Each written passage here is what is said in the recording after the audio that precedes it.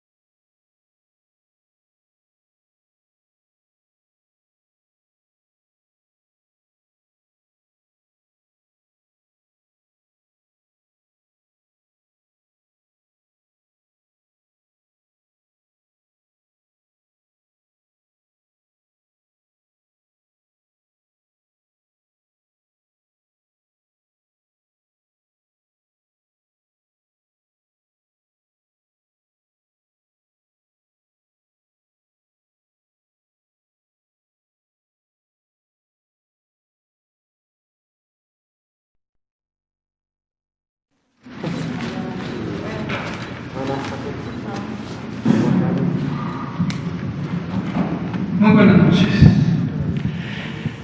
Hoy es lunes 18 de enero, son las 19:04. Estamos en el Palacio Nacional de México, en la Ciudad de México, y vamos a iniciar la conferencia de prensa diaria sobre COVID-19.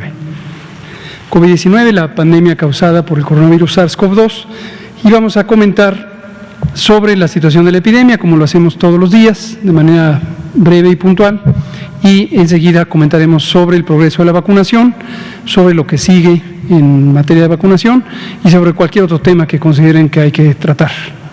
Le pido al doctor Alomía si es tan amable de presentar el primer segmento. Con mucho gusto, señor secretario. Muy buenas noches con todas y con todos.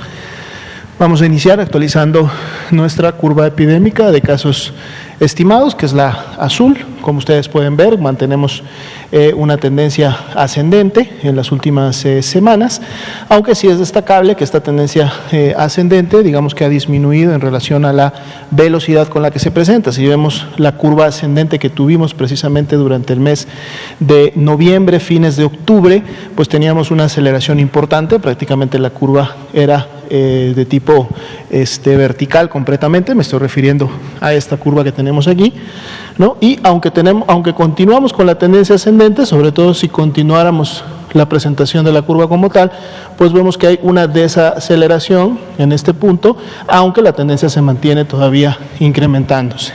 Es un punto porcentual, precisamente el incremento con el que estamos aquí en la semana ya número 1, 2021, que se empezó a graficar el día de ayer, y pues bueno, como sabemos, esto de seguro va todavía a tener cambios de incremento durante toda la presente semana.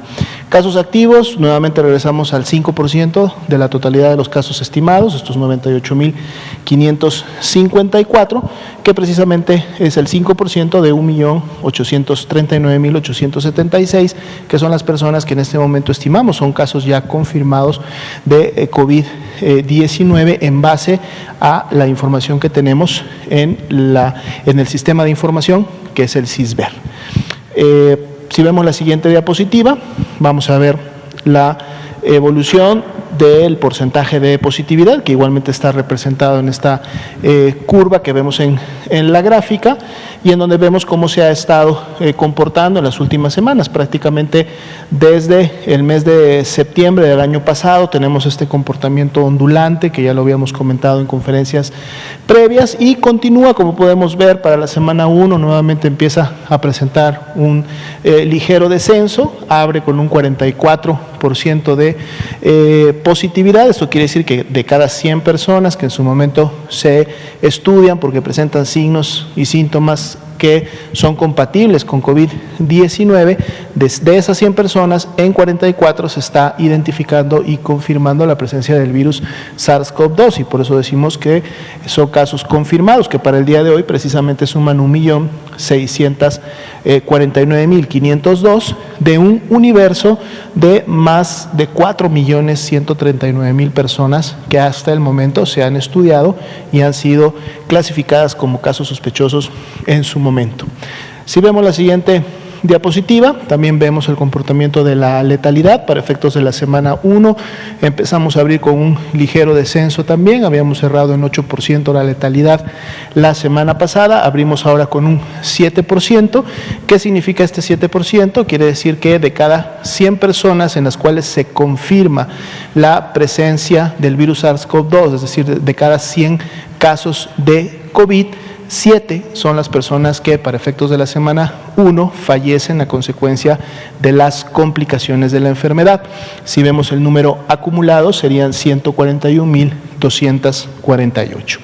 Veamos la siguiente diapositiva, donde tenemos la información de la ocupación, específicamente aquí para lo que son camas generales. Los 3 rangos en los cuales hemos dividido a estos grupos, en donde están las 32 entidades, el primero de ellos, que son los que han superado ya este 70% de ocupación, inclusive algunos el 80%, como son Ciudad de México, Guanajuato, Estado de México, Hidalgo y Nuevo León, con los porcentajes que están representados en la gráfica, y superando el 70, tenemos a Puebla, a Morelos y a Nayarit.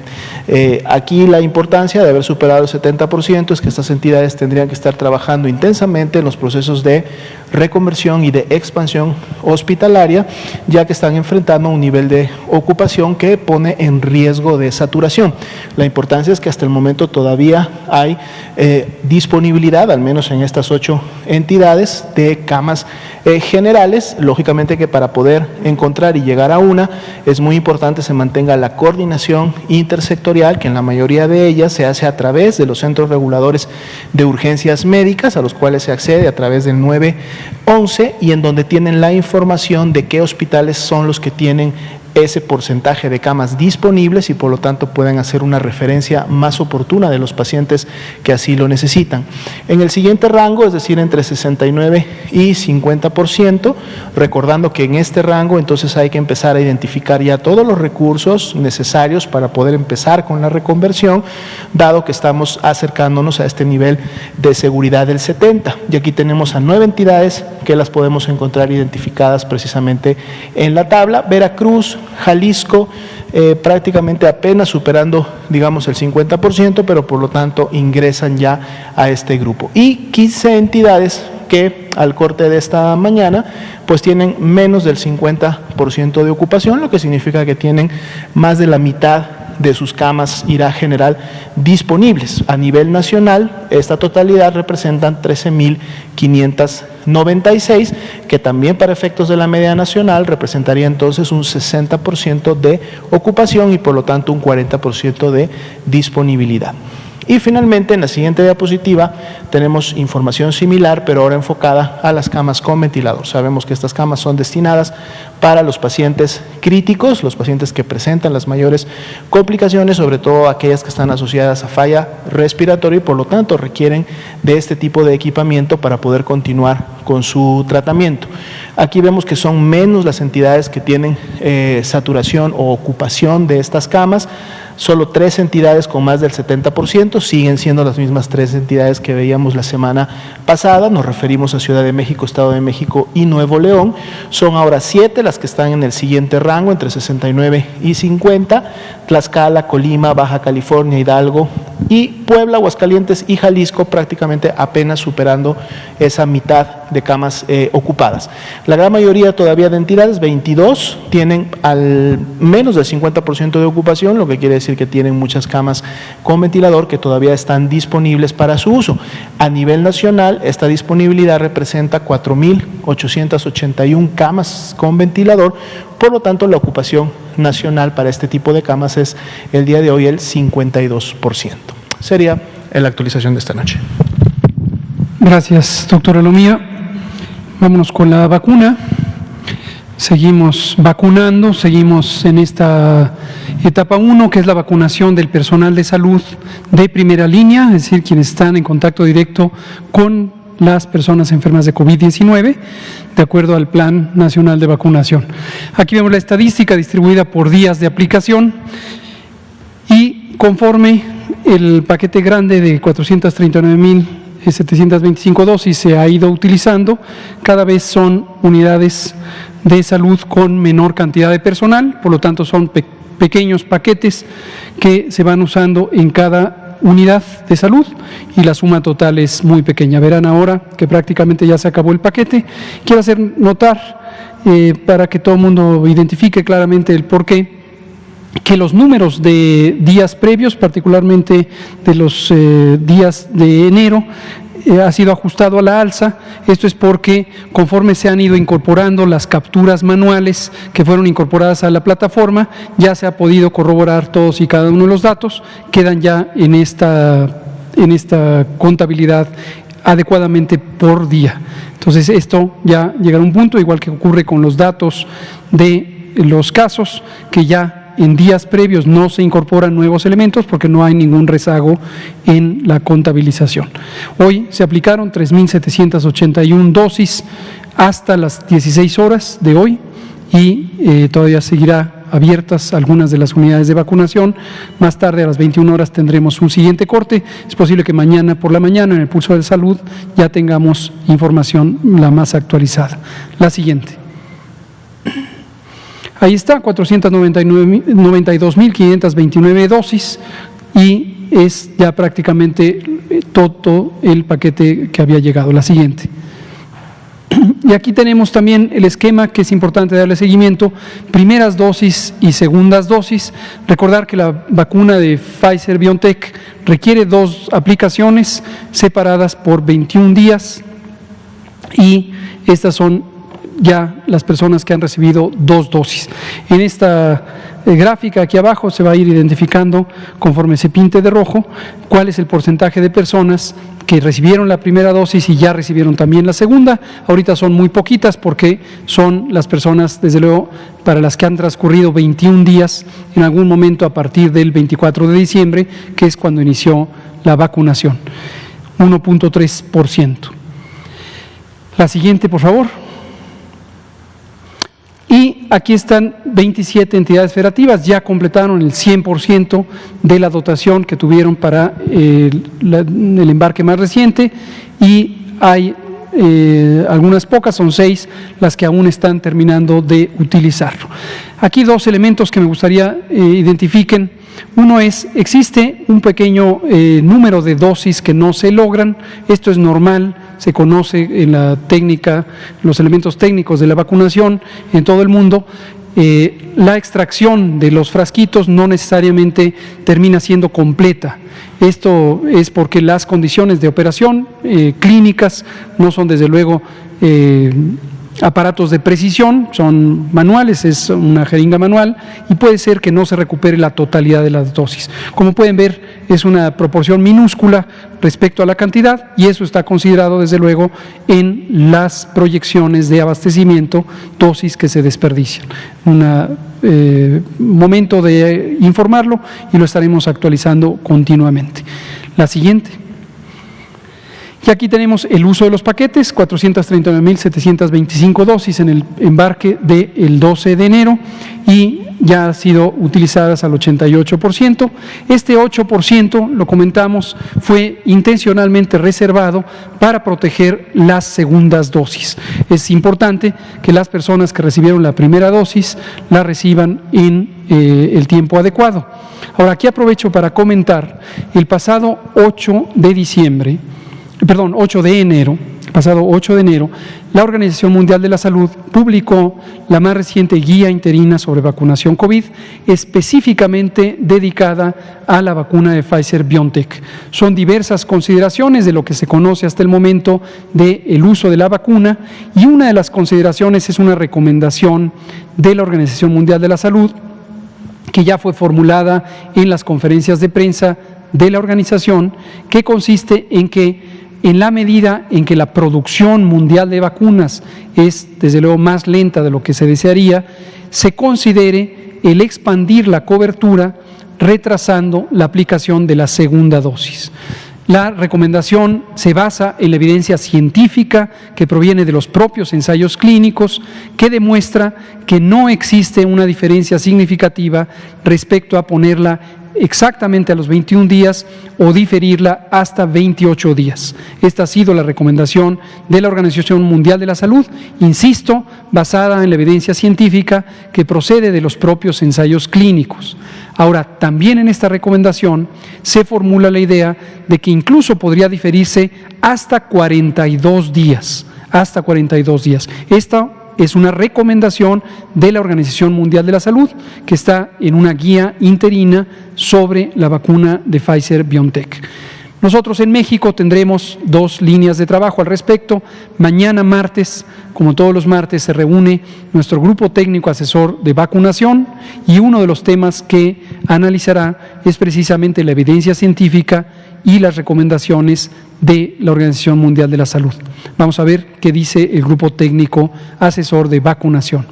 Lo segundo es, por su parte, Pfizer tendrá que hacer un pronunciamiento respecto a lo que la propia organización recomienda, la Organización Mundial de la Salud, y lo que Pfizer considera que sería conveniente de acuerdo a lo que ha formulado en su propuesta de aprobación para la FDA en Estados Unidos y los otros países que la han autorizado y desde luego también en México en COFEPRIS. Entonces, estén pendientes de este elemento porque será comentado mañana.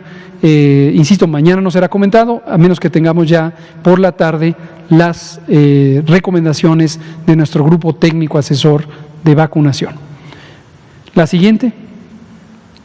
Y finalmente, las ESAVIS o los ESAVIS, eventos supuestamente asociados a vacunación e inmunización.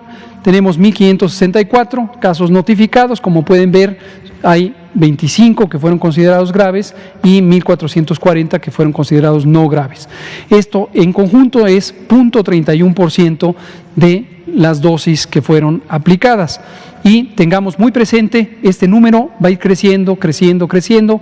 No significa que haya una situación acumulativa de casos. Que quede muy claro, por favor, esperemos que a nadie se le ocurra empezar a poner una cuenta de ESAVIS y que vayan aumentando y cifra récord de ESAVIS. En México y en el mundo esto va a estar ocurriendo en la medida en que se pongan vacunas.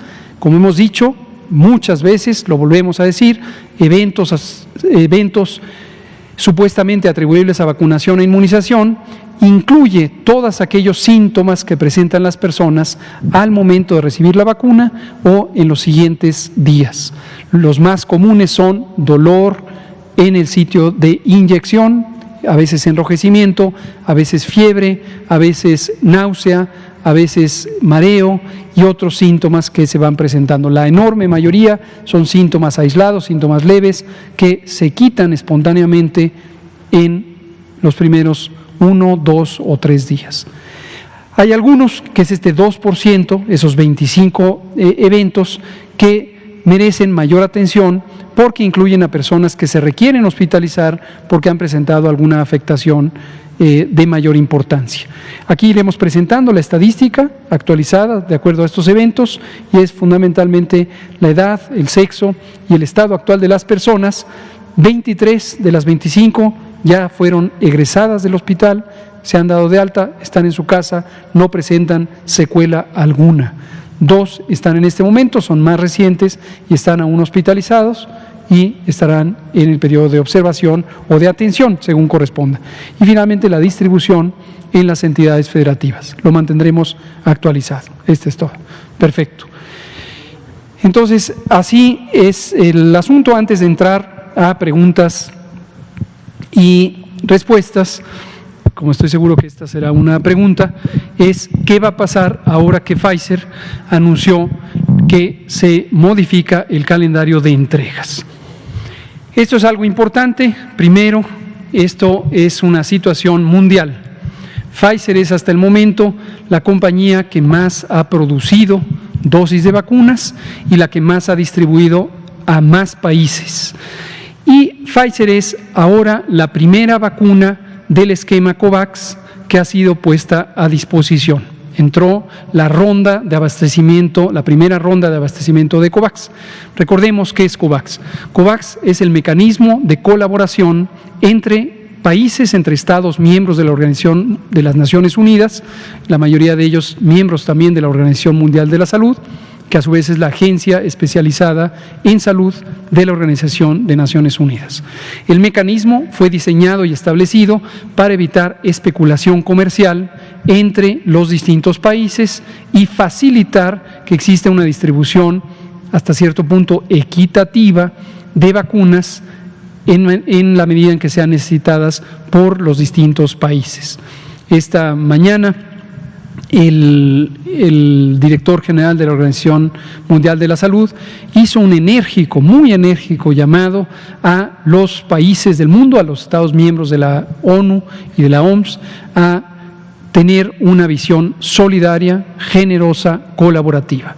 Dijo muy en claro, que es un asunto que aquí hemos comentado múltiples veces, la importancia de tener una actitud de colaboración cuando existe una epidemia de esta magnitud. En la medida en que se facilite que múltiples países tengan acceso a la vacuna, eso nos beneficia absolutamente a todas y todos. Sirve, desde luego, que un país o 2 o 3 o 5 o una veintena tengan acceso a las vacunas, pero mientras no exista acceso a las vacunas en otras partes del mundo, eso hace que se mantenga activa la epidemia. Entonces, a todos a todas nos conviene que haya una distribución más equitativa de las vacunas. Para eso se creó COVAX. Recordar además algo que es motivo de celebración: el Gobierno de México, el presidente López Obrador, formuló en abril pasado, en abril de 2020, una propuesta de resolución a la Asamblea de Naciones Unidas, que fue aprobada por prácticamente unanimidad, llamando al sistema de Naciones Unidas a establecer todos los mecanismos necesarios que ayudaran a evitar la especulación comercial de los insumos para la salud, particularmente las vacunas. Y COVAX empata exactamente con este tipo de mecanismos. Entonces se abrió la primera ronda de abastecimiento con COVAX. Por supuesto, México, que es parte de los países adheridos a COVAX, ya solicitó que también se incluya el abastecimiento para México. ¿Cuál es la vacuna con la que se abre esta ronda de abastecimiento? La de Pfizer. Esto lo que lleva es a que la necesidad de Pfizer por distribuir vacunas tiene un mayor grado de presión. Tiene que cumplir con los compromisos contractuales que haya hecho con los distintos países, pero también ahora tiene que hacerlo para el mecanismo solidario que, por las razones aquí comentadas, es de altísima prioridad.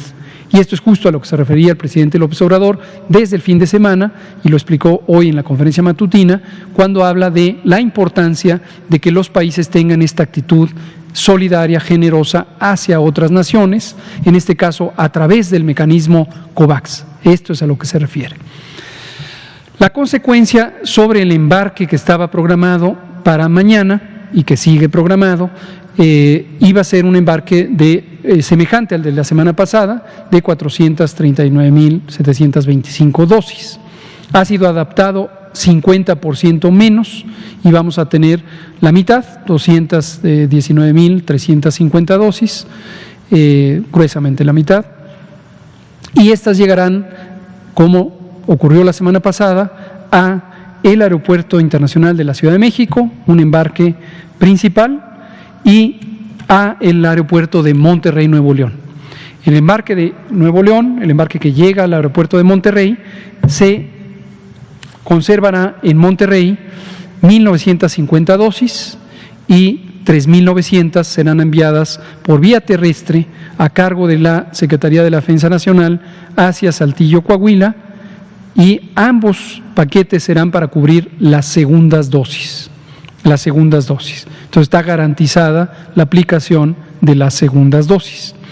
Y en la Ciudad de México permanecerán 190.125 dosis en el depósito central y 23.400 serán enviadas al Estado de México para que de ahí sean distribuidas hacia la región y nos facilitan la logística.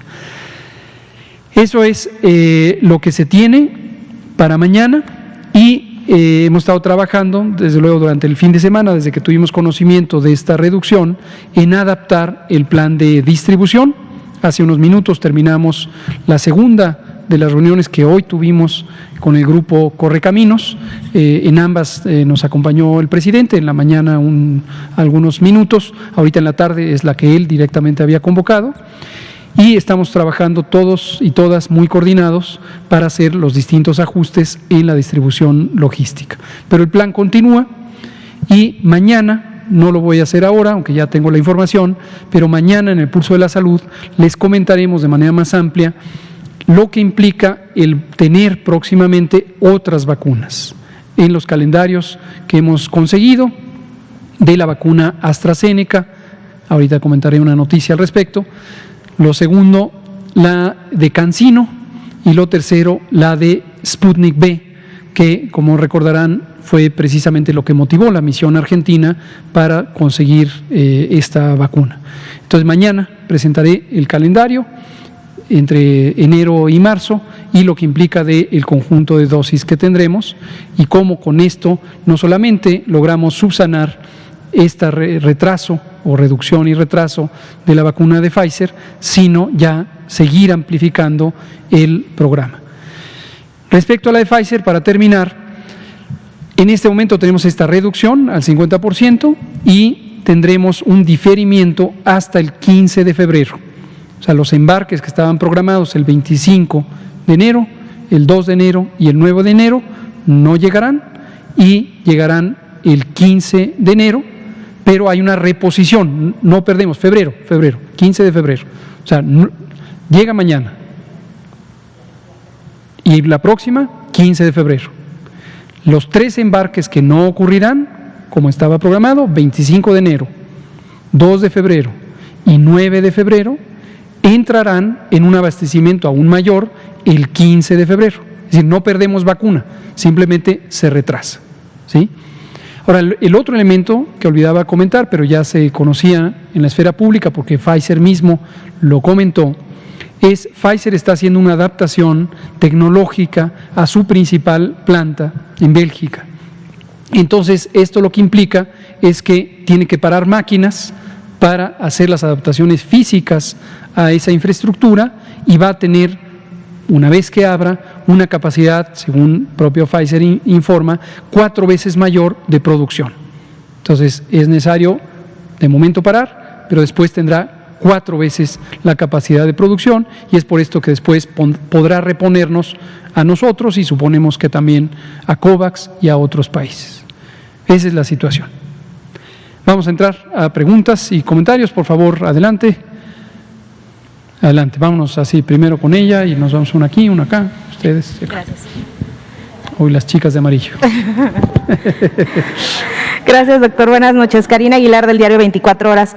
Preguntarle, con este nuevo panorama que pinta la vacuna Pfizer, entonces, primero saber si la ONU les hizo a ustedes llegar de manera oficial algún comunicado haciendo una solicitud formal, oficial, para dejar de recibir menos vacunas. De ser así, ¿a través de qué mecanismo fue? ¿A través de qué dependencia? Y en ese mismo sentido, si usted sabe, ¿a qué países van a ser destinadas las dosis que dejen de llegar a México por esta petición de la ONU? Y si podríamos entrar entre estos países más pobres, sobre todo contemplando el momento de la pandemia que está viviendo México en estos momentos, que es uno de los momentos más fuertes de la misma. Esa es la primera pregunta, por favor. Muchas gracias. No funciona así, o sea, no es de que la ONU le manda una carta a cada país y le dice dámelas porque me las voy a llevar a este otro país. No funciona así. La manera en que funciona es la Organización de Naciones Unidas y también, en este caso, desde luego, la Organización Mundial de la Salud, han hecho un exhorto público. En este momento, por cierto, está en curso la reunión del Comité Directivo de la Organización Mundial de la Salud, que siempre se celebra en enero, en las últimas 2 semanas de enero. Y ahí precisamente también se dirimen este tipo de temas y se hacen estos exhortos a los Estados miembros a que faciliten a través de no tener una exigencia extrema o hacer un pronunciamiento de disposición que se puedan organizar convenientemente los mecanismos de colaboración. COVAX es el mecanismo de colaboración al que todos los Estados miembros podemos acudir. No todos los Estados miembros de la Organización Mundial de la Salud se inscribieron, México sí lo hizo, y esto lo que permite es dar por conocimiento la buena disposición de México y muchos otros países a que se haga este mecanismo facilitado para que COVAX tenga la manera de arrancar y distribuir a quienes le han solicitado vacunas. El esquema que nos planteó, ¿no se va a cumplir la meta de vacunar a todo el personal de salud con segundas dosis al 31 de enero? Es posible que se logre, de todos modos, no hay… Pero dan las cifras porque mañana llegan 200,000 y van apenas… con segunda dosis, dice usted. No, justo es por eso lo que decía, es muy importante considerar el tema del diferimiento de las dosis. Ya sabíamos, porque esto fue anunciado mucho antes, desde el año pasado, este planteamiento de que se podía diferir hasta 28 días. Con solo ganar esos 28 días, en vez de tener los 21 días, ya teníamos un número sustancial de los miembros del personal que pueden no tocarles en el día 21, sino en el día 28.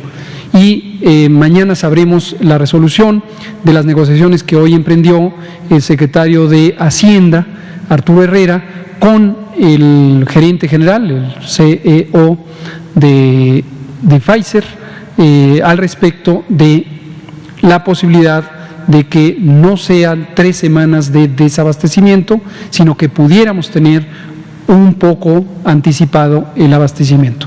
Esto lo pidió el presidente López Obrador durante el fin de semana y el interlocutor designado fue el secretario de Hacienda, Arturo Herrera. Hoy no fue posible concretar la plática que incluso iba a tener el propio presidente López Obrador, porque en Estados Unidos es un día festivo por el aniversario del nacimiento de Martin Luther King, es un día festivo. Pero ya saben en Pfizer cuál es el planteamiento y mañana tendremos respuesta. Entonces, esos son los escenarios hasta el momento. ¿Y cuántos días estaría retrasando la vacunación para los adultos mayores, que ya estaban, creo que eran de los sectores más esperanzados en esta vacuna? ¿Y cómo nos va a afectar, ya por último, cómo nos va a afectar epidemiológicamente esta reducción de Pfizer, doctor? Es muy probable que no tenga ninguna consecuencia epidemiológica. Recuerden ustedes que los calendarios de vacunación dependen mucho de la manera de utilizarlos, el efecto que tienen.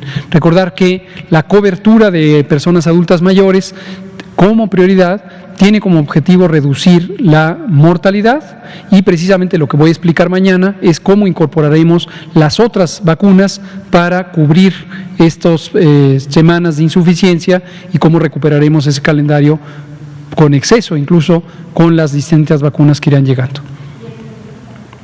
No va a tener mayor consecuencia. Súper. Blanca Valadez, Milenio, luego acá, luego Natalia y aquí nos seguimos. Muy buenas noches, doctores. Blanca Valadez de Milenio. Preguntarle, entonces, el día 15 de febrero, exactamente cuántas vacunas llegarían, considerando que para esa fecha se tenía considerado más de 3 millones. Y si no vienen, sería, es que de acuerdo a su calendario, es el que yo estoy checando, y si no viene el 25 de enero, ni el 2 de febrero, entonces, ¿cuántos serían 4 millones de vacunas? ¿Cuántas vacunas serían el acumulado que vendrían en esa ocasión?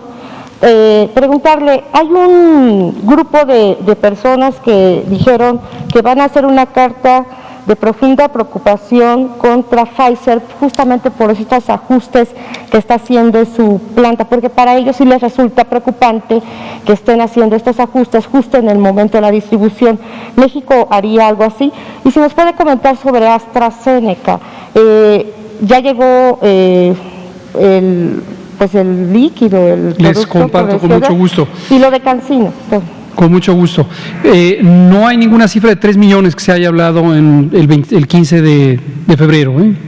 Lo que durante febrero, el esquema original era embarques de 439,000, lo voy a redondear, casi 440,000 dosis en las 2 últimas semanas de enero. Es decir, esta es de 439,000, la que iba a llegar mañana, en vez de eso son las 219,000. Y la del 25 de enero iba a ser un abastecimiento semejante. En febrero se iban a tener, durante cada una de las 4 semanas de febrero, un poco más de 550,000 dosis. Y eso es donde salía justamente esta cifra cercana, hay que hacer la multiplicación, a lo que usted identifica como 3 millones. Entonces es el cambio. Sería, entonces, el 15 de febrero llegarían. Mañana, ¿cuántas? Insisto, mañana tendremos respuesta de la solicitud que hizo el Gobierno de México a través del secretario Arturo Herrera sobre si logran Pfizer todavía hacer un reacomodo. Entonces, si yo ahorita les doy una cifra y mañana cambia, pues no tendría sentido. En el contrato, este tipo de cosas estaban previstas. En todos los países, es un muy buen punto, en todos los países y para todas las compañías, todos los países, existe una cláusula estándar que indica que las condiciones de producción pueden cambiar y que las empresas pueden no lograr cumplir los calendarios estipulados. Todos los países, pero todos. ¿qué implicación, qué impacto? Es decir, si Pfizer incumple, ¿se bajaría el precio? No. ¿Qué es lo que, cuál es? Ninguna, por lo que le estoy diciendo. Todos los países que han contratado vacunas. Todas las compañías que producen vacunas contra COVID. Estamos hablando solamente de COVID. Hay una cláusula estándar que dice las condiciones de producción podrían variar y esto podría resultar en que no se entregue el calendario de acuerdo al calendario estipulado. Tan. Bueno, ya nada más sería lo de AstraZeneca y cómo va de CanSino, supongo que ya también tiene una noticia. ¿Y cómo va evolucionando las personas? Dice que hay 2 personas hospitalizadas, supongo que es la doctora y existe otra persona. ¿Qué les pasó? ¿Cómo no? Ahorita el doctor Alomía nos actualiza al respecto. Lo de Astra va muy bien. Recordarán que cuando estuvimos en Argentina pudimos visitar la planta de la compañía MaxScience, que es una compañía de biotecnología que fue subcontratada por AstraZeneca y la Universidad de Oxford para producir la vacuna respectiva.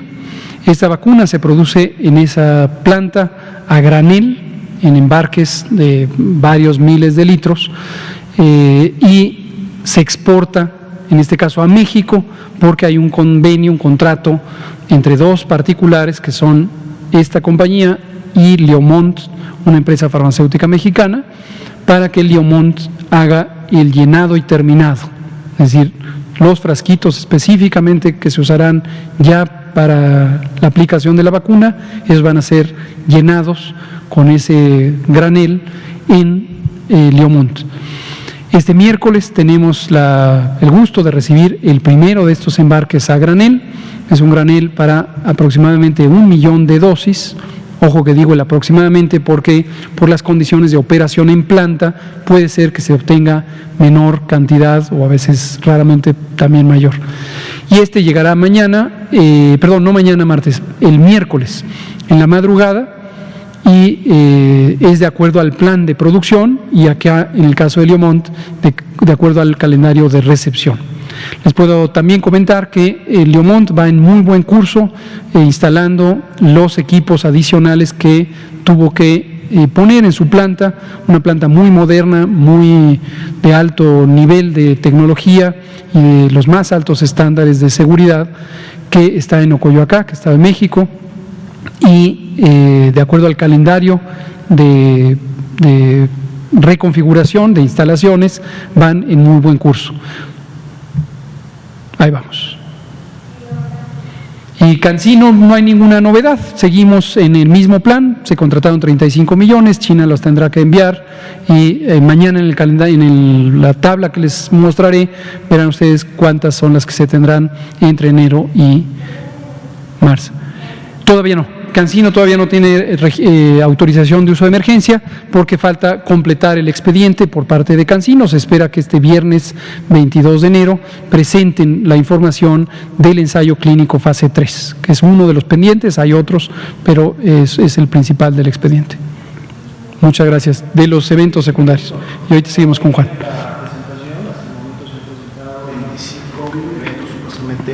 Atribuibles a vacunación o inmunización que se han catalogado o clasificado al momento de su presentación como graves. ¿Cuándo un evento se clasifica grave o cuándo se clasifica como no grave? Grave, como su nombre lo dice, es porque las manifestaciones o los signos y los síntomas que desarrolla la persona posteriores a la aplicación de la vacuna, pues podrían poner en riesgo su salud, su vida, y por lo tanto entonces requieren en la mayoría de los casos de hospitalización y un seguimiento puntual.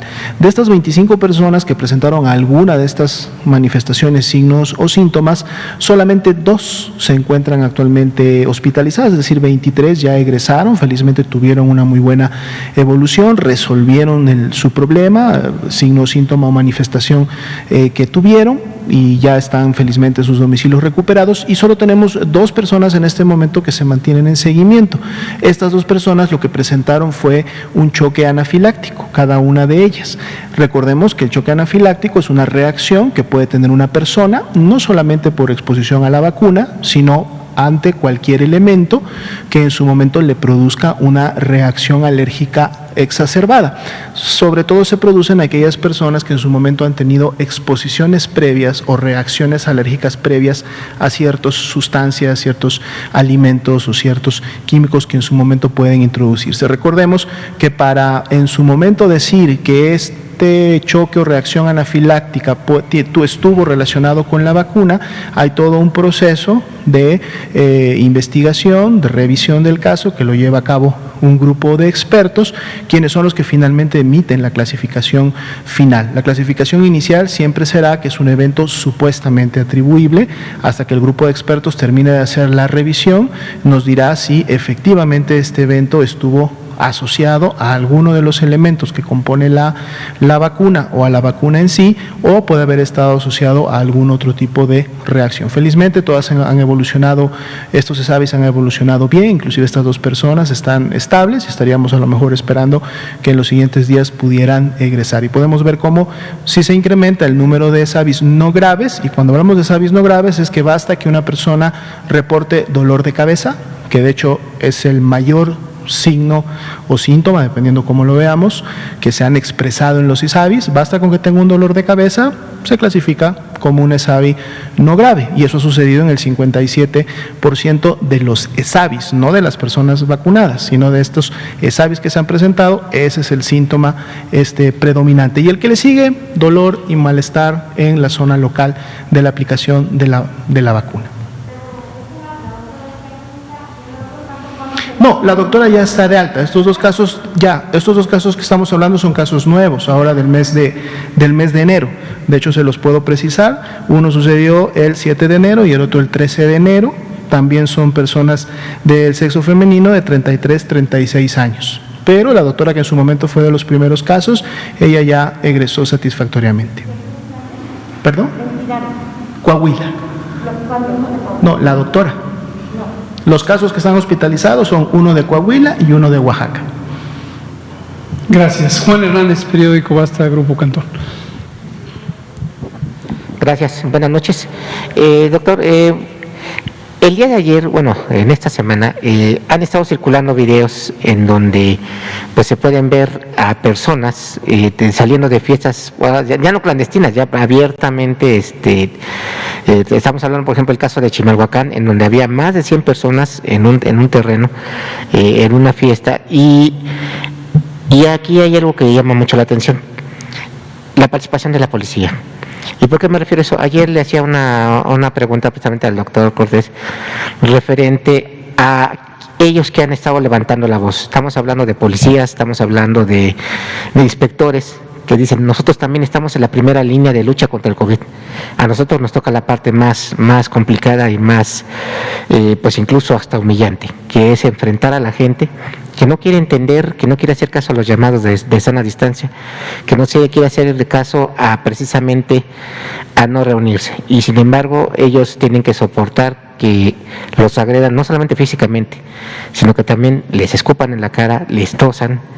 Y son muchos testimonios de hombres y mujeres que tienen que enfrentar precisamente esta serie de situaciones. Y ellos dicen: ¿cuándo vamos a ser nosotros contemplados precisamente para esta vacunación? También nosotros estamos en la primera línea, también nosotros estamos en riesgo, y peor aún, también podemos nosotros ser portadores del COVID sin que nosotros nos lo propongamos.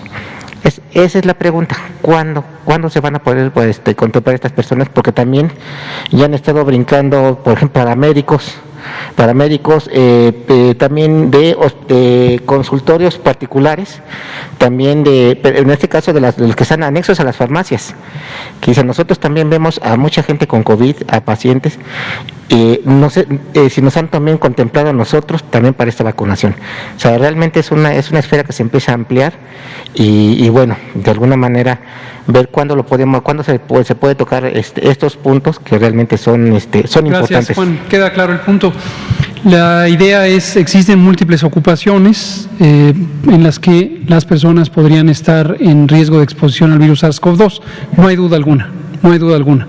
En muchísimas ocupaciones hay una razón por la que las personas, dada su ocupación, pudieran tener el evento de exposición al virus SARS-CoV-2. Lo que usted nos relata es el caso de policías, las personas mensajeras también han comentado esta perspectiva, evidentemente los transportistas de transporte público.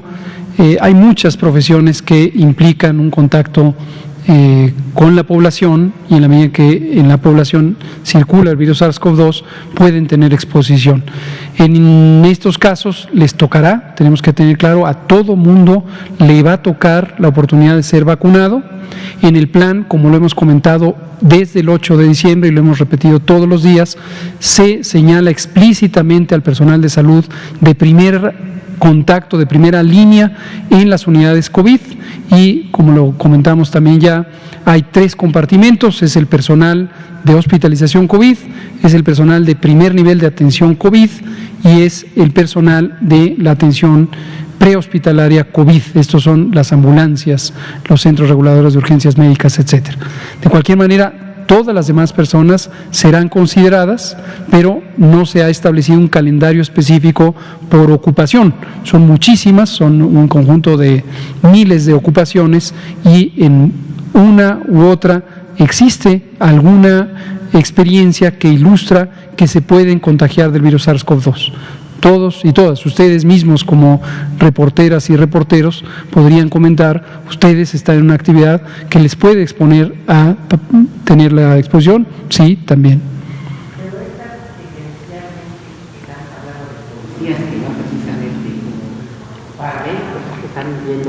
Para médicos es lo que le digo, es la atención prehospitalaria.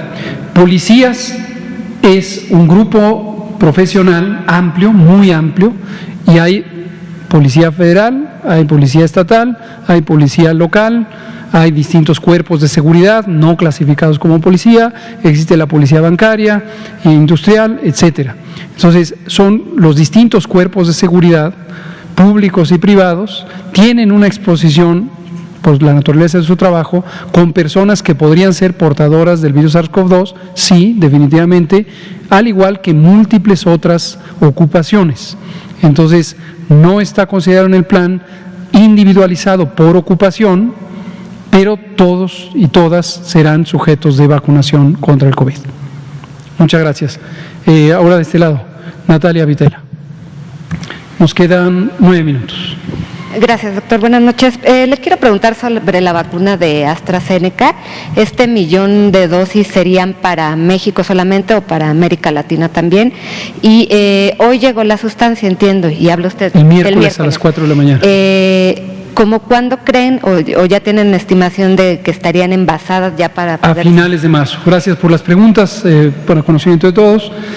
Estas 1.000.000 de dosis son para las distintas operaciones de la propia establecimiento de la planta, no necesariamente están predestinados o preetiquetados a alguna parte del abastecimiento.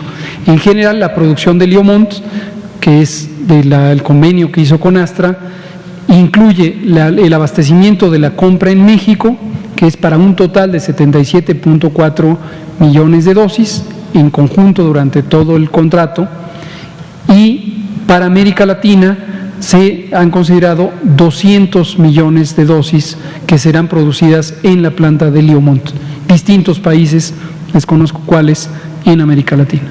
Y a través del mecanismo de COVAX, ¿cuándo llegarían las vacunas a México? Todavía no se establece eso, pero ya hicimos el planteamiento y vamos a ver qué nos responde la Organización Mundial de la Salud. Y entiendo entonces que mañana habría una resolución de estos 42 días de poder poner la vacuna, la segunda dosis de la vacuna. Mañana sesionará el Grupo Técnico Asesor de Vacunación, es este grupo técnico que les he comentado. Yo creo que mañana me voy a acordar de traer la lista de quienes lo integran para que todo el mundo lo conozca. En el grupo lo preside la doctora Celia Alpuche Aranda, directora del Centro de Investigación sobre Enfermedades Infecciosas del Instituto Nacional de Salud Pública, y participan distintas personas muy destacadas. Hemos comentado el caso del doctor Cravioto, quien es el presidente del grupo asesor de la OMS, y también el caso del doctor José Ignacio Santos, quien además de ser el creador del programa de vacunación en México y actualmente nuestro secretario del Consejo de Salubridad General, ha sido miembro del grupo asesor de la OMS y es todavía miembro del grupo técnico asesor de vacunación de la OPS. Y mañana sesionarán, ellos sesionan, ellas y ellos, todos los martes para tratar los distintos temas de actualidad, y mañana, entre los distintos temas, está este asunto de si se puede o no soportar en la evidencia científica el diferimiento hasta 42 días. Emitirán una recomendación al Gobierno de México y cuando la emitan lo comentaremos. Doctor, y ya por último, si ya tienen pensado quién va a llegar al CENSIA. a Sencilla en reemplazo de la doctora Veras. No, todavía no, es muy pronto, pero aprovecho para comentar. Su periódico le dio una gran notoriedad, el periódico Reforma puso ahí descabezan el programa de vacunación. No es un descabezamiento, nuestra doctora Miriam Veras Godoy es una amiga y colega muy querida, muy querida. Yo tuve el gusto de invitarla a participar como directora de Sencilla desde antes que empezara el periodo de gobierno, cuando estábamos en el grupo de transición. En su momento formulé la propuesta al doctor Alcocer, la entrevistó, le pareció una excelente candidata. La doctora Veras tiene una gran experiencia en el tema de vacunación. Cuando el doctor Santos estableció el programa de vacunación, ella empezó a trabajar en el programa y fue su directora, luego directora en Hidalgo, que es su estado natal. Ella ha sido jefa del programa de vacunación en múltiples ocasiones. También fue en algún momento directora de políticas y estrategia de salud en el estado de Hidalgo, la segunda al mando después de la subsecretaria de Salud Pública, y es una colega muy querida. Por razones personales, como ella misma lo hizo de conocimiento, prefirió en este momento ya no continuar, pero tiene siempre, se lo hemos dicho, las puertas abiertas para colaborar con nosotros en donde ella estime que puede ser compatible con sus aspectos de vida. Entonces aprovecho para comentarle, si usted me hace favor de llevarle el mensaje a su editor, el editor de Reforma, que no hay ninguna intención de descabezar a ningún programa, ni este ni ningún otro. Lástima que por razones personales la doctora tuvo que apartarse en este momento de su encargo. Obviamente quedará al frente de Sencilla de manera inmediata los siguientes niveles de mando, direcciones de área, y el doctor Alcocer estará analizando propuestas para ver quién queda al frente de Sencilla. Y por su parte, el operativo, como lo explicó el doctor Ricardo Cortés el domingo, el operativo Correcaminos no es un operativo propiamente del programa de vacunación universal. Esto lo explicamos también a los secretarias y secretarios de salud en la más reciente sesión del Consejo Nacional de Salud, y también lo comentamos con los gobernadores y la gobernadora de Sonora y los representantes de la jefa de gobierno en la reunión que les comenté tuvimos el viernes pasado. No es un operativo propio del programa de vacunación universal porque no es vacunación rutinaria. La vacuna COVID no ha sido incorporada al programa de vacunación universal por múltiples razones técnicas, entre las que se incluye el hecho de que no tenemos un abastecimiento estable en el mundo entero, No hay un abastecimiento estable. ¿Por qué razón? Porque las vacunas se están fabricando a un ritmo que es menor a la necesidad. La necesidad es todo el mundo y las vacunas, desde luego, no se pueden fabricar de un momento a otro. Por cierto, ahí aprovecho para recordarle a todos los que insisten en que la vacunación debería ser más rápida, pues todos quisiéramos que la vacunación se resolviera en 24 horas, por ejemplo. Esto no es posible, no es factible. ¿Cuál es el factor limitante? Que las vacunas no se han fabricado. Se estarán fabricando y cuando se fabriquen entrarán a nuestro país y a otros países y serán aplicadas. La buena noticia es el operativo Correcaminos. Es un operativo del Gobierno de México en su conjunto, participan múltiples instituciones, la Secretaría de Defensa, la Secretaría de Marina, la Secretaría de Relaciones Exteriores, la Secretaría de Hacienda, la Secretaría de Bienestar, la Secretaría de Educación Pública, el CONACYT, múltiples instituciones, por supuesto incluidas las de salud. Por lo tanto, el programa es muy estable, es muy robusto, y aunque lamentamos mucho que la doctora Veras haya presentado unilateralmente su renuncia, pues el programa continúa sin ninguna merma, ¿no?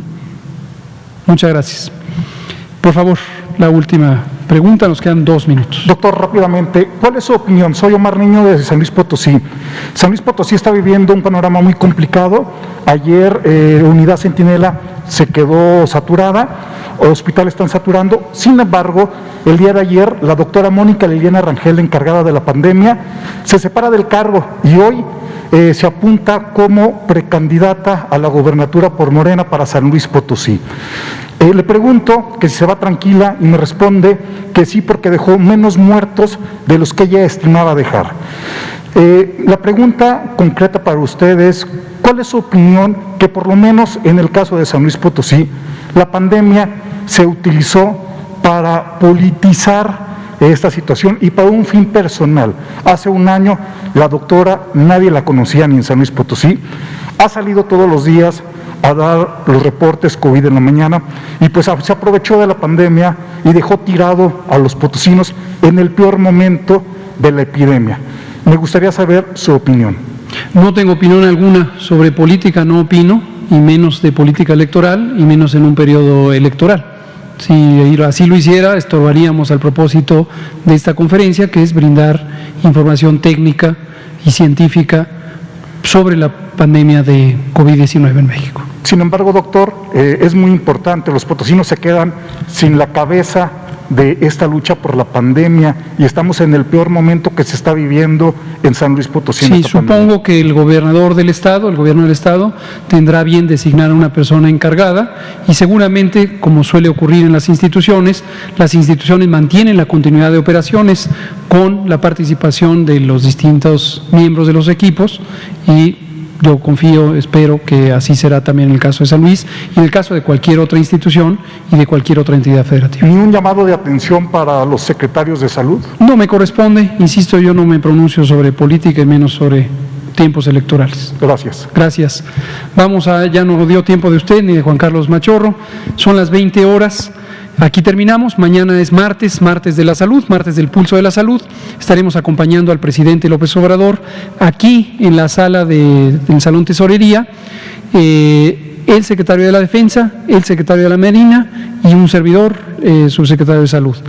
En Monterrey, Nuevo León, en el aeropuerto estará el maestro Zoe Robledo, director general del Instituto Mexicano del Seguro Social, y en el aeropuerto de la Ciudad de México estará el doctor Alcocer, secretario de Salud, el doctor Herrera, o maestro Herrera, Arturo Herrera, secretario de Hacienda, el canciller Marcelo Ebrard y el maestro Juan Ferrer, director del INSABI, junto con nuestro compañero también Horacio Duarte, administrador general de aduanas, y haremos lo mismo que hemos hecho en otras ocasiones, veremos la llegada de los embarques y se hablará sobre la significación de estos embarques. Seguimos vacunando, estamos todavía en la etapa de vacunación del personal de salud y con los ajustes necesarios, este programa de vacunación continúa.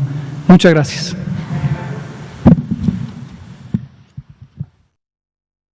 La vacuna contra la COVID-19 ya está en México y durante los próximos meses llegarán millones de dosis más.